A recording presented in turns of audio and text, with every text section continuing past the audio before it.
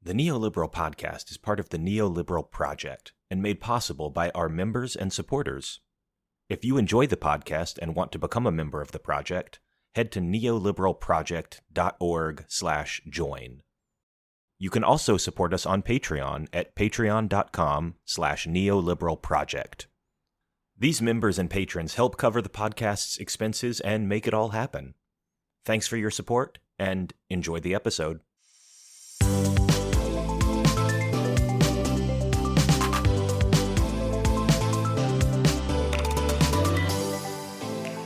Welcome, everyone, to another episode of the Neoliberal Podcast, part of the Progressive Policy Institute.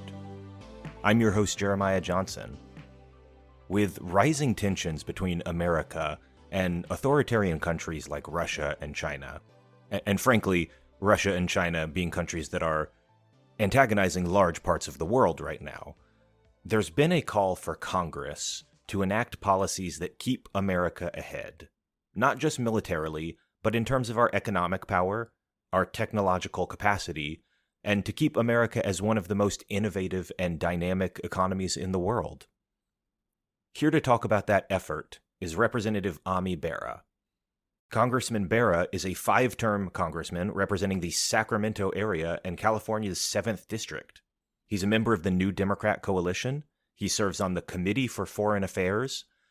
But most importantly, for this podcast, he's on the conference committee trying to come up with a merged version of the COMPETES Act and USICA, 2 bills that aim to improve U.S. competitiveness and technology.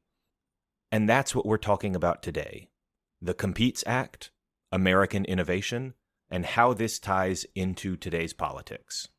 Representative Bera, thank you so much for joining us. Thanks. Happy to be on.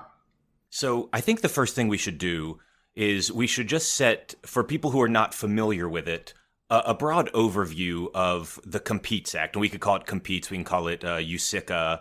It's had a lot of names at various points in its life. Endless Frontier, I think. But what are the main points of the act? And I know that, you're on the conference committee that is trying to actually work out what is going to be the final version. It's not finalized yet. But what are some of the main things this act is trying to accomplish? Right. So for the listeners, there's 2 separate bills, actually. There's the USICA Act, the United States Innovation and Competition Act, that the Senate passed several months ago. And then there's the American COMPETES Act that the House passed. And the conference committee is about merging these 2 bills into a single bill that can pass both the House and Senate and get sent to the president's desk. The basic elements that are in both bills are, we face the semiconductor shortage. So there's a bill called the CHIPS Act that is broadly supported, Democrats, Republicans, House and Senate, that would help onshore the semiconductor industry and rebuild it here in the United States. We invented semiconductors. We used to be the world's leader in semiconductors, but over the years, a lot of that production has been outsourced. We're seeing the impact of not having an adequate supply of semiconductors because they're in everything. They're in cars, they're in your microwave, they're in your cell phones, pretty much everything that we use every day. And part of the reason why you're seeing inflation is the lack of this basic ingredient of all of our daily purchases, semiconductors. So we want to bring that back. And, we've talked to companies all around the world that will locate their manufacturing of semiconductors here in the United States if we can pass that CHIPS Act. So that'll be in a final bill. Other key areas in both bills are addressing supply chain issues. We talked about semiconductors, but we've seen with the pandemic lots of disruption in supply chains, raw ingredients, et cetera. So this will help us address some of that. Some of the more contentious issues are, we have some climate provisions in there that, will those stay in the final bill? We'll see. There's different dollar amounts to invest in the National Science Foundation and research. I think that'll be in there. What the final dollar amount and how those dollars get allocated, that's still being negotiated. At the end of the day, I'm pretty optimistic that we'll get a final bill done, hopefully in July before the August recess, and get that sent to the president's desk. There's a couple of things that are in there that are some of my favorite parts that I don't even think we've mentioned yet. And I wanted to ask you about one of those in particular, because I know you are the child of first-generation immigrants. And you've talked many, many times about how important that was to you growing up. And this bill does have a number of immigration provisions in it as well that would make it easier for certain types of immigrants to immigrate here. It would make the process simpler for some people. It would create new categories for STEM graduates, things like that. Can you talk about some of these provisions and why you think they're important and why they're relevant to a technology bill like this? Like, why does immigration belong in this bill? Well, let's think about our history as the most innovative country in the world. It's really built on the back of one generation of immigrants after another that allow us to continually reinvent ourselves and lean into the future. My parents immigrated from India in the 1950s, and if you think about the Indian American diaspora, they're at the heart of a lot of the technology sector, at the heart of a lot of innovation that's happening in medicine, and have really contributed to American society and American economics in a way that other generations and other immigrants have. So we know we've got a skills gap right now, and part of filling that skills gap certainly is investing in our own workforce training and our own students here. But a big part of what we've done historically is also allowed some of the best and brightest to come to the United States to get their degrees in education. But a big flaw in our current immigration system is a lot of those students that get their PhDs who want to stay in the United States, who want to start their companies here in the United States, but they can't get a visa, can't get a green card. So we're losing that talent. Canada, certainly offers an opportunity for a lot of these folks, but a lot of them end up going back to their home countries. And again, we're investing in their education. We ought to allow them to stay here and contribute to our economy. Now, as part of the conference committee, obviously you've got to reconcile what the Senate has passed and what the House passed. How would you describe the differences between those two? Because there's been some analysis that I've seen of, the House provision has a lot more provisions. It has a lot more stuff in it. The Senate is a lot more pared back. Where do you think the biggest kind of differences are between the two visions of this bill? Yeah, I think the House bill is much broader. And the House bill is called America Competes. It has a lot of foreign policy provisions in there.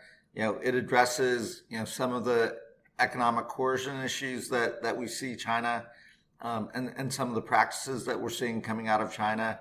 It has, climate change provisions in there.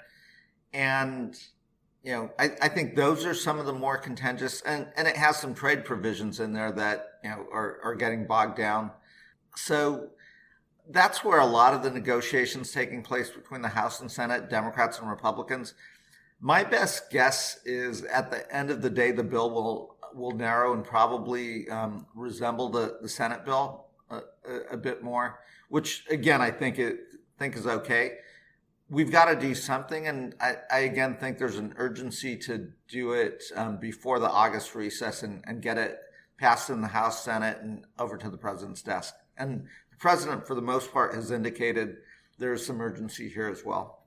One interesting thing to note is that the Senate version was reasonably bipartisan, whereas the House version of this passed almost on a party line basis.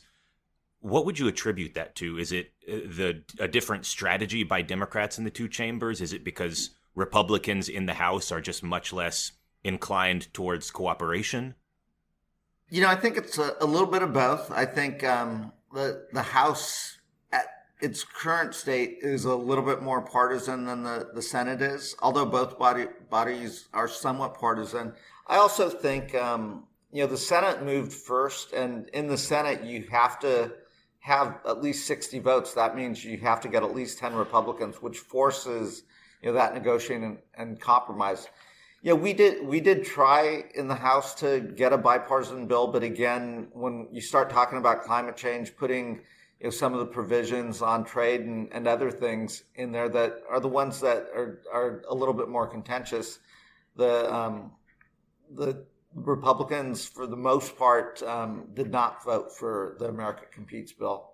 Again, the beauty of the conference process is it does force us to have to come together, have to negotiate, and come up with a final bill that can pass both the House, where it could pass just with Democratic votes. But again, I would hope we have something that Republicans can vote for in the House. But we know we have to get 10 Republican senators on the Senate side. So it's got to be a bill that Republicans could also support and feel good about voting for. There was an interesting phrase you used a second ago in a previous answer. When we were talking about the difference between the two bills, you said that the House has more foreign policy provisions. And that kind of leads me into something I've been wanting to ask, because I'm not sure whether to kind of conceptualize this as a foreign policy bill or as a domestic policy bill. Because obviously its impact is going to be on a lot of domestic industries, but it's also very squarely aimed at competition with China and, frankly, with a lot of other countries that are challenging the notion of liberal democracy in the world. So would you say this is a foreign policy bill or a domestic policy bill or something in between?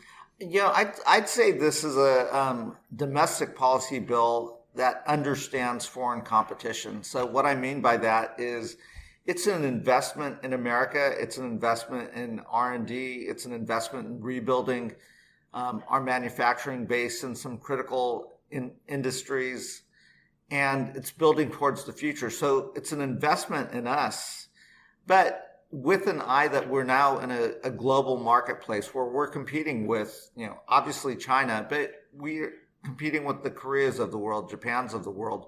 So this is an investment in America to allow us to compete on the 21st century economic playing field. You sit at a really interesting spot here, because you are on the space subcommittee and the science and technology committees, and you're also on the committee for foreign affairs. And so you are kind of at this intersection of tech policy and science and then also foreign policy. I'm curious because something we think a lot about on this show is the broader struggle between the world of liberal democracy and the world of illiberalism and authoritarianism, like you see in Russia and China, and they're becoming more aggressive. I'm curious how you see that playing out and how U.S. tech policy in general influences this battle between liberalism and illiberalism. I guess let me frame it this way. When I think about the 75 years post-World War II, it was a relatively peaceful and prosperous time for the globe. And we can be very proud of what we did as the United States in helping rebuild Europe, helping rebuild Japan, working with Korea, to take it from one of the poorest countries in the world to the 10th largest economy in the world. And you had relative peace and stability. You didn't have big country kinetic conflicts the way you did prior to World War II on a fairly regular basis. And, I think we got used to that model where, the United States really was dictating the path forward, and we were the only superpower, and, the world relied on us. We're now coming out of two real back-to-back disruptive events. The first being the pandemic, which really brought the world to a standstill for two and a half years. And now big country invasions, being Russia invading Ukraine. And those two events, so close together, have really disrupted a global world order. I think, when I think about the next 75 years, I think we have to think about it in the context that maybe the last 75 years was an anomaly. And, historically, you do see these disruptive events. And I think in that context, when we think about economy, when we think about foreign policy, you're starting to see a realignment where you talk to the Japanese today, they're much more outward looking and much more interested in their own geopolitical strategy and defense. The Koreans are starting to look outward. With the invasion of Ukraine by Russia, the Europeans are going to have to be much more interested in their own security. And I think you're seeing a multilateral coalition of liberal democracies, free market economies coming together. On the other side, you see an autocrat like Vladimir Putin, an autocrat like Xi Jinping, which is a very different economic top-down model of economic policy, but also of governance. And I think you will see this clash of these two different models. I think we're going to win because I do think the top-down model has never been one of success over the long haul because it doesn't necessarily invite innovation, free thinking, entrepreneurship, and people at the end of the day want freedoms to determine their own path forward. But it's not a given. And I think that's where we have to work with our like-minded, like-valued allies to win the next 75 years. Totally agree on the whole idea that authoritarianism just doesn't seem like it's set up for long-term success in terms of their institutions don't seem to promote innovation or creativity in the way that, a freer society might. But let's get back to the technical aspects of this bill, because one of the things that people are very, very concerned about these days is inflation. Inflation kind of dominates a lot of conversations in the policy world. Do you see the COMPETES Act and USICA changing in response to inflation? Do you think it has any impact on that? Or is this kind of just a completely perpendicular conversation that doesn't really intersect with that? In the short term, unfortunately, it doesn't provide immediate relief to the consumer for inflation. But in the long term, this bill should provide some resiliency to market fluctuations and hopefully in the long term give us resilience to some of the supply chain issues that we're facing right now. What I mean by that is, in that stable period of the 75 years post-World War II, you really did see supply chains be just in time. You saw people keeping very little inventory. And I get it. In a stable environment, everything was humming along. But when the pandemic hit, it really disrupted everything. And I think if we think of the next 75 years as being a little bit more in flux, with great power competition, et cetera, I do think this bill will help rebuild our own domestic production capability so we're not so susceptible to international disruptions, and we're not so reliant on a single country, in this case China, that provides so much of our raw materials and supply chain issues. So I do think in the long term this bill will help us. There are some interesting provisions when it comes to China in versions of this bill where those provisions would essentially raise tariffs on certain types of goods. I think you could talk about the de minimis shipments from China, which is kind of like very low quality goods that are normally exempted from tariffs. My question here is about the long-term strategy of, should we be interconnected with China? Most economists tend to be in favor of free trade in the abstract, but China is very much kind of a geopolitical adversary. And does it make sense to be engaging in free trade with China? If we are not going to do that, if we're going to put tariffs on them, do we think those tariffs actually work in any meaningful sense? Is the purpose of those tariffs to try to reform the CCP's behavior, or is it to just disassociate entirely?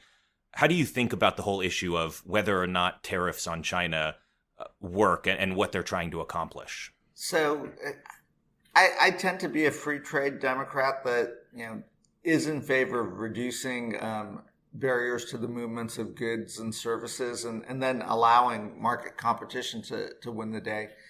That said, China is not a free market, and I think the use of tariffs in selected cases is there to try to level the playing field. China, we're a fairly open market for countries around the world to sell their goods and services in the United States, but China is not, and they certainly put up a lot of barriers. So I think under the Trump administration, you saw them move in that direction, and I certainly think that's where some of these tariff provisions, particularly looking at China, come into play. Now, I was one of those Democrats that supported the Trans-Pacific Partnership under the Obama administration. Unfortunately, you're going to win a lot of fans here by saying that, by the way. And unfortunately, we didn't get it across the finish line. I've not given up, but I think it's going to be difficult to get back in what is now CPTPP.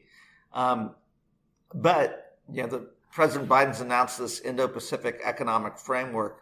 I think it's extremely important that we make that as robust as possible, have digital trade provisions and other things in there, and include Southeast Asia as part of this. And I think that's where it'd be easy for us to do a trade deal with Japan, Korea, Australia, Singapore, New Zealand. It's absolutely essential for us to do a trade deal that includes Southeast Asia right now.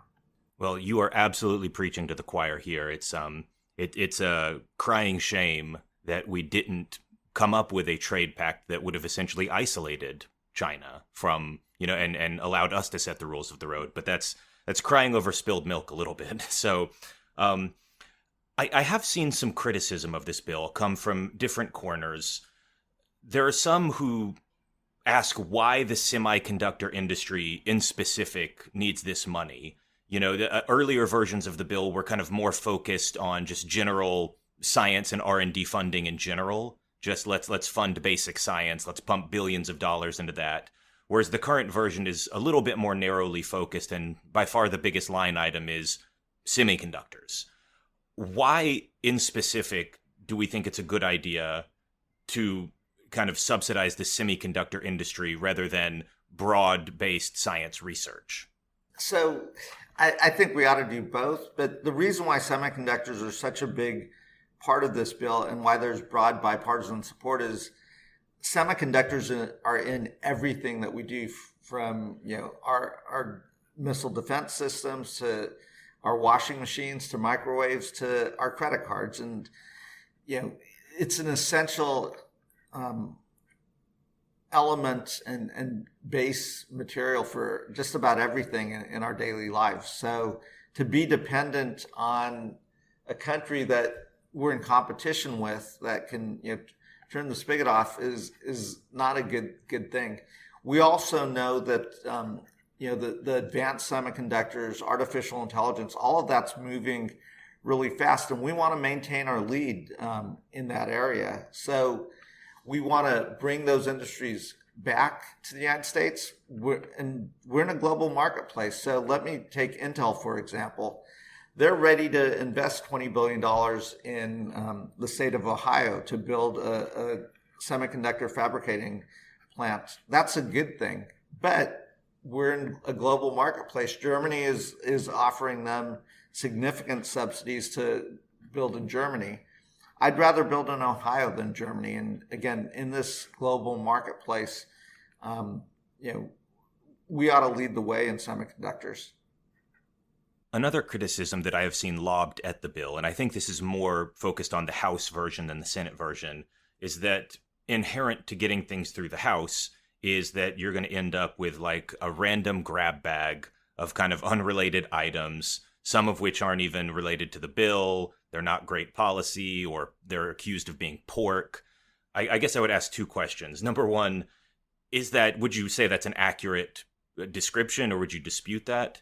And number two, do you expect that some of that issue, if it exists, to kind of get cleaned up in the conference committee? Yeah, so I think that's a criticism of the America Competes bill. And there are a lot of Democratic priorities in there that, again, as you earlier pointed out, didn't have much Republican support in the House. That'll all get cleaned up because you have to have a single bill that can pass both the House and Senate. And again, if you want that bill to pass the Senate, you're going to have to get at least 10 Republican votes. And, so the Republicans have some leverage, which is why I think we'll end up with a narrower bill that focuses in on, broad priorities that Democrats and Republicans largely agree on. And my hope is, the final product will have bipartisan support in the House, bipartisan support in the Senate, and a strong vote, because it is also sending a message to our competitors around the world that we're back, we're going to invest in ourselves, and we're going to compete. One thing I'd love to ask you about, as a member of the New Democrat Coalition, is the New Dem inflation plan. And this is not directly related to COMPETES, but I look at it and I see similarities in kind of the way in which they're focused on capacity and kind of supply side fixes for some of the problems that we have. This has been a big theme in a lot of circles. You see people talking about supply side progressivism, or we need a liberalism that builds. Do you think that COMPETES does fit into that broad New Dem inflation agenda, which included things like occupational licensing reform and zoning reform and a couple other just ways that would use common sense policy to actually increase supply? I think it really does fit into those basic principles. When you think about, we talked earlier about some of the immigration provisions in America Competes. I think it's important for us to keep those in there.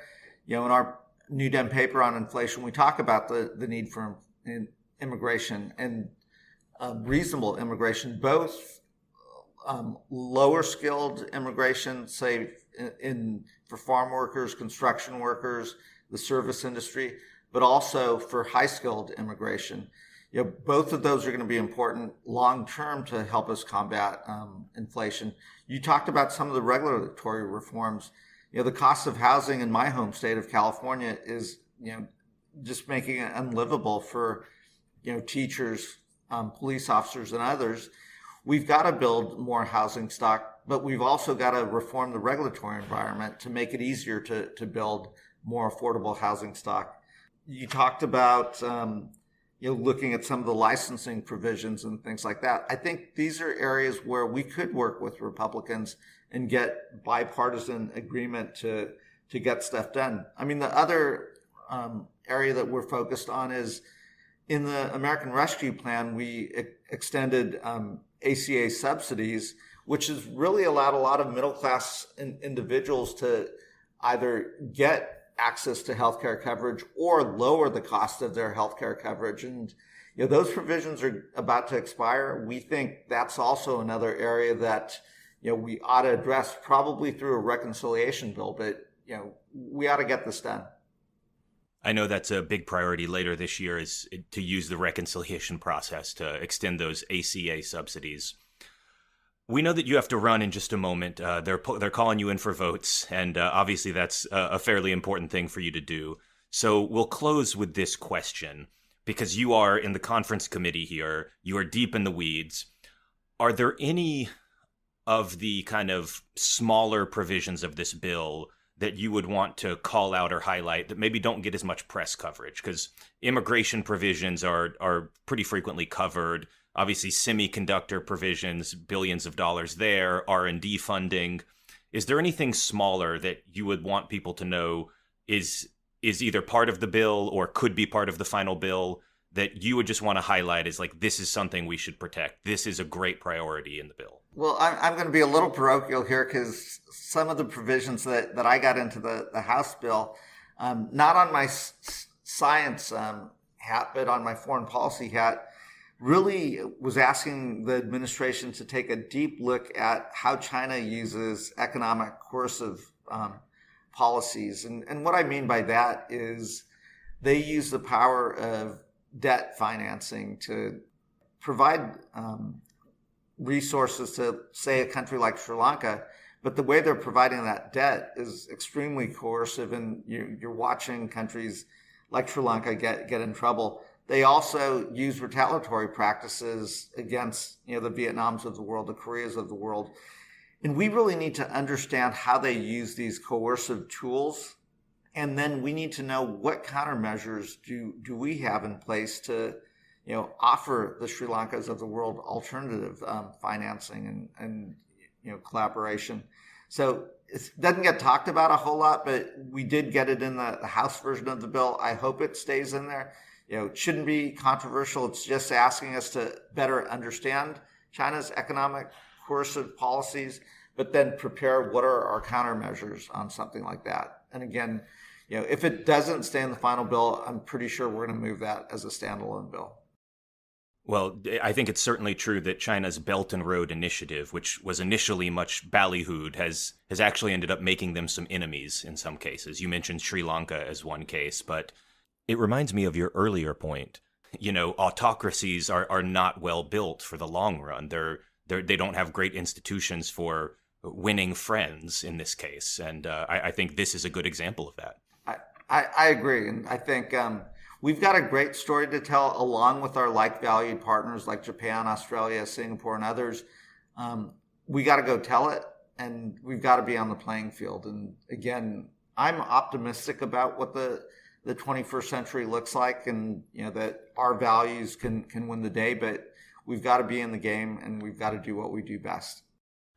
Well, we will certainly be watching this bill to see if and when, hopefully, it can make its way through the conference committee process. And with the ARP and the bipartisan infrastructure bill, this and the gun control bill that's coming through, it's been a pretty busy 2 years for you guys. So hopefully this one will be able to pass as well, and there will be a lot of accomplishments that we can point to. I hope so.